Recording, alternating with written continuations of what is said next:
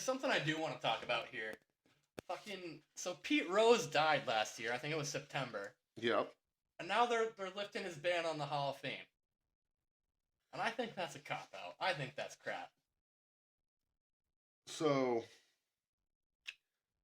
I'm actually a little upset about it because I had a Pete Rose card. It was from his second year. It was sealed in a plastic case and had screws and everything. It was a really nice card. And it was given to me by a guy in Manchester who used to own a card shop. And he was like, if they ever lift a ban, this card's going to be worth some money. Mm. And I'd had this card, and he died. They didn't lift the ban. I was like, they're never done. And just like in normal Doug fashion when it comes to baseball, I struck out again. I loved Pete Rose as a player. He was great. As a manager, what he did. I think he's too influential. It depends on what you want to look at. But again, this is where I want to make it very clear how I feel about the Hall of Fame and every aspect of any Hall of Fame, no matter what it is. This is based on your professional career, not based on your personal choices. And there have been many players in a lot of different leagues, whether it be baseball, basketball, football, that kind of get snubbed because they were great players, but they weren't great human beings. Right. Well, this isn't the Hall of Fame of ethics. It's not the Hall of Fame of great people. This is the Hall of Fame of baseball. This is what it's about. Right. Compared to something like the Rock and Roll Hall of Fame, there's a lot of dastardly acts that have been performed by these people. And they get to be in this lovely club that's celebrated. And that's the thing, though. It's kind of looked at like we're putting you in for your music, not because, you were trashing hotel rooms and doing all this other crap. Right. We know you're an abusive person, but we have to respect the art you made. Right. It's like, this man, what exactly is proven? We know that he gambled on the games. Did he bet against his own team? Because that's the level. That's where it comes off of. I have very little knowledge of this, but that's where it comes off of what side you want to take. Pete Rose says he never did it. Well, there you go. Other people say he did. Where's the evidence, though? And that's the thing. There's never been anything conclusive enough to prove that he did or didn't.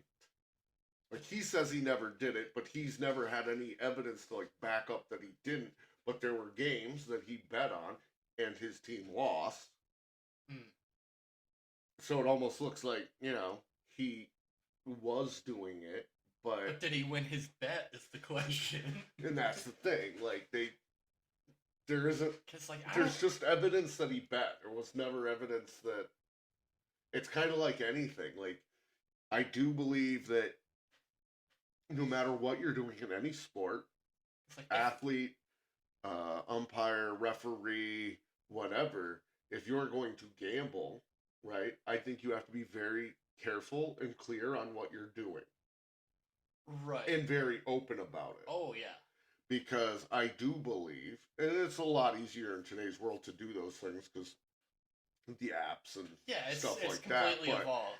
I do believe that you get into a very massive gray area because then if you're calling strikes as an umpire in a game that are more clear balls than they are strikes, but baseball's like, well, we know he gambles. Now it's like, well, now we have to investigate you.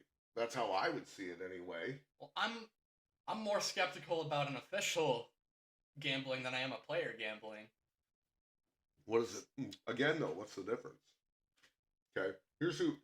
Because you're risking your career on a different... I feel you're risking it on a different level. The backup punter, nobody cares that he's betting, okay?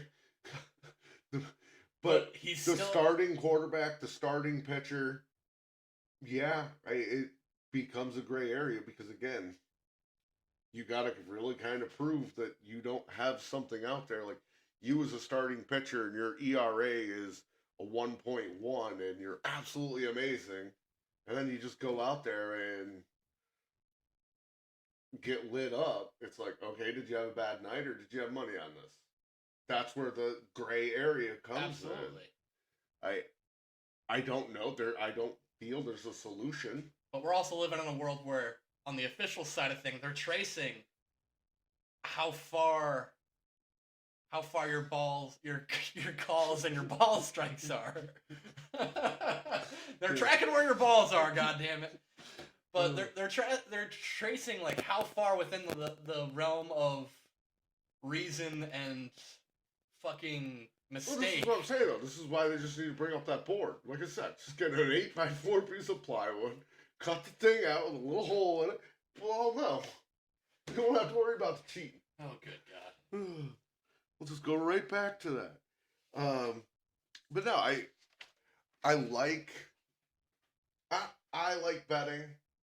I'm not a professional athlete.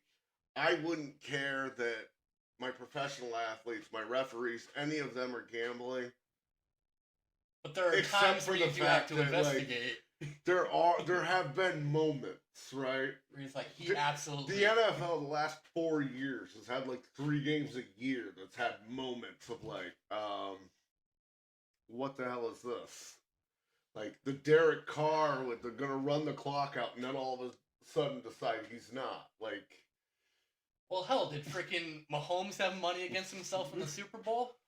If he did, he cost me money. They played like a completely different team. Those fucking Chiefs did. You know what it was? I won my bets, but holy fuck! I was astounded at how one-sided that first. I had Patrick Mahomes throwing 200 yards.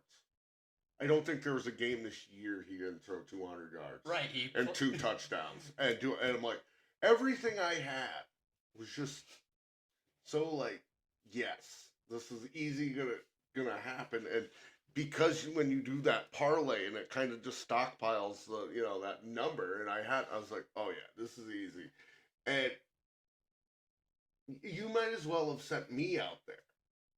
It was, not knowing the place. It was not a good performance. No. But that, But I know one of our listeners is an Eagles fan, so congratulations to them in their Super Bowl. Yeah, 6 months later. They absolutely walloped a team that didn't show up at all. 6 months later, I'm telling them that for sure.